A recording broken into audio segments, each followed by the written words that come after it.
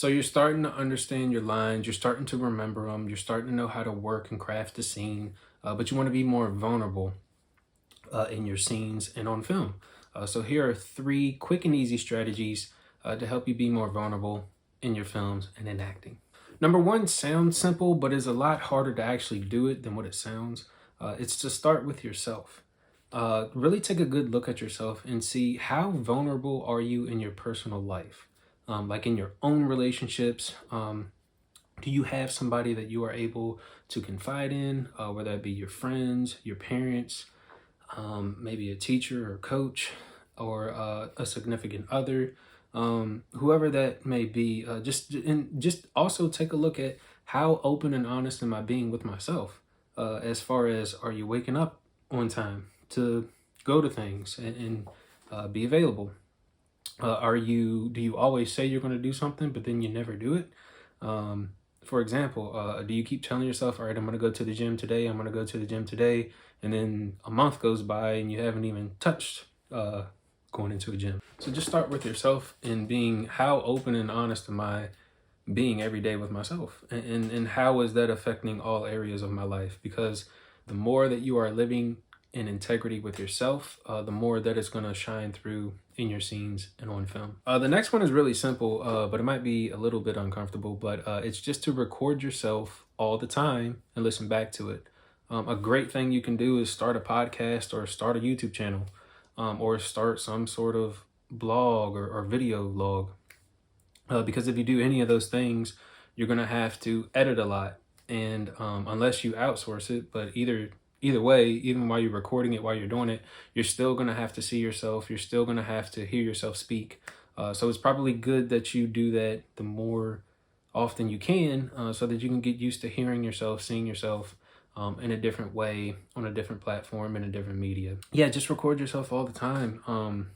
Again, it could be maybe just record yourself on your phone and watch it back. Or again, yeah, just record a podcast episode and then listen back to it and just say, okay, where could this be better? What am I doing? Or again, just to get used to how you feel, how you look. And if it's not what you like, you can, make adjustments and fix that. Third thing you can do, and third thing you want to do, this is probably the most exciting one, but probably the most uncomfortable one, is to do something that's outside of your comfort zone. A lot of people are afraid of heights. So if that's you, a lot of people take that very grandiose. You could go skydiving, you could go bungee jumping, or it could be as simple as go ride a roller coaster, go walk on a really tall bridge, maybe climb a ladder that's right outside of your house, if that's a little bit more simple for you, but just do something that gets you outside of your comfort zone. For some people, that's public speaking. So maybe create a presentation for your job, or maybe just do it for your friends and family, or maybe join a Toastmasters club, because that's all you do in Toastmasters is it's a public speaking meetup groups. Maybe you don't, you're not very adventurous with your food, so maybe just try a new food that you have always wanted to try but just never have, or maybe try a different kind of drink, or maybe you hate going to the beach, so maybe one day you go to the beach to get over your fear of going to the beaches. So whatever it is for you, it can be simple, it can be grandiose, whatever you want it to be, but just do something that gets you outside of your comfort zone.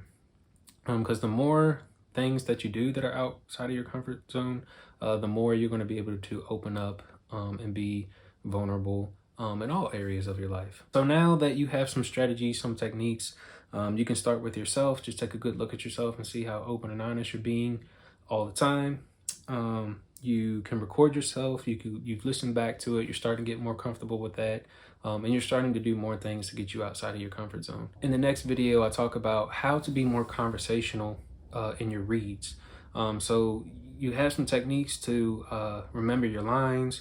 You're more vulnerable, but you don't want to sound like you're just reading off of a script when you're doing your scenes. That's great that you remembered your lines, but that's really just the first step. And it's good that you are able to be on film, be on camera, and you're comfortable with that.